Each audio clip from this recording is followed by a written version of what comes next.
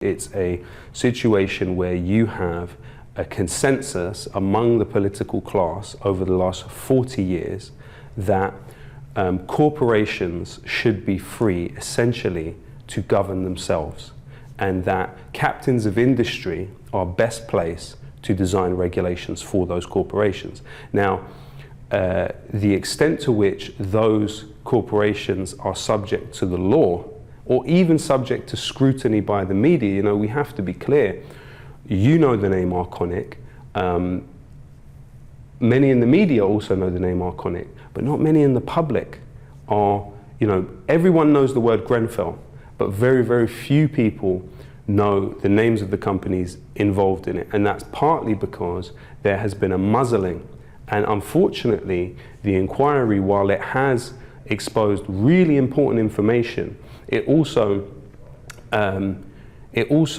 facilitated a partial immunity for some of those companies, which meant that you are essentially seeing, and it's my belief, that there has been a sort of de facto amnesty for the companies and a criminalization of the community. The community has been securitized, and you can see it really, a microcosm of that is the case of a gentleman by the name of Omega, who actually had a body of a young man. I won't say his name, but he had jumped from the 15th floor. He had tried to escape and fallen, as far as we understand. Now, the body of this man was placed the front door outside in a block neighboring the tower, outside Omega's door. Now, Omega came out, and as he put it, he was dealing with an insane situation, and he filmed this body and put the video online to let people know that this has happened. Within a few hours, he was contacted by someone who claimed to be a journalist, who set him up to be arrested, and Omega went to jail for 3 months for doing that. Upon his release, he was then given quite a hostile interview, actually, on Newsnight. And for me, that is a microcosm of what has happened. We have been viewed as a potentially violent community that has to be used as a case study for social cohesion. How do you make sure that these people do not upset social order? And there's a myriad of ways in which the state has done that. And, you know, the collaboration between the state and construction industry behemoths is actually well documented, and actually feeds into another aspect of our conversation today. Because when you look at the rise of somebody like Mick Lynch, for example, this is somebody who rose from the embers of the incestuous relationship between the construction industry and the state, in that he was spied on and blacklisted in the construction industry. And that's the only reason that he entered the railways.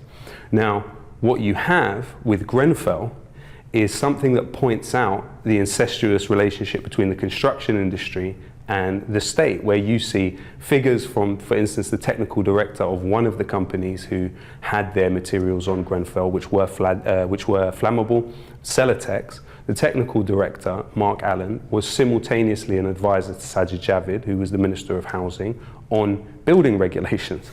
So what you have here is a situation where even people I know who are bereaved and lost a member of their family, and who previously worked in the car industry, are now in a situation where for 5 years, despite giving in hundreds of applications, have not been able to get even an interview for a job. So blacklisting of people that lost family members and spoke out against construction industry behemoths has taken place.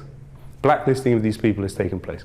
So for me, it's really actually a question of not just where the state ends and the construction industry begins. It's actually a question of who are we governed by, and is there a coherent social contract remaining after 40 years of neoliberalism? Our social contract doesn't exist with the state anymore. It exists with corporations, and we are essentially at their mercy. So even if you have a company making food that contains carcinogenic stuff in it and people then become ill, is there any mechanism within our society through which that company can be held accountable? Off the basis of Grenfell, I would say it's unlikely. And a lot of the other situations that we are looking at today in terms of whether it is the NHS or whether it is the railways or whether it is the Royal Mail, you're talking about internal privatization governed by, in some cases, state-owned companies of other countries, but also governed by tax havens in some cases. So with Grenfell, what you see is a clear way in which neoliberalism kills people, in which the opening the space for corporations to design their own regulations has a human cost. And so we definitely do not see, let alone among the political class, but just generally as a societal consensus, we do not see a realization taking place about what we are exactly facing. And the problem with Grenfell, in my opinion, is that it was exceptionalized rather than generalized. So this community was looked upon as, you know, it was lionized in some ways, which is also dangerous because it says, you know, look how dignified people are. Well, actually, what we needed was something that rocked the boat more than dignity, in my opinion. But it's also looked at in a way of, you know, these are the intricacies of this community. You know, let's look at the trauma, let's focus on that aspect of it. No, what we need is real material interrogation of how this happens and then how you can change the rest of the country, because you've got thousands of people across the country, I'm sure as you well know, who have mortgages in places very similar to Grenfell, who are paying a service charge, who have now been told that the value of their properties, you know, this is Thatcher's democracy of homeowners. They did everything right according to this mantra, but yet they have been really not only buried by the state in a situation where they can't sell their properties, they can't live in them because they're fearful of the cladding, but you've even created industries around it. So you have a whole industry of people that sit in the tower 24/7, sit in the building to watch for fires. So you have industries that are created around mitigating what's happened.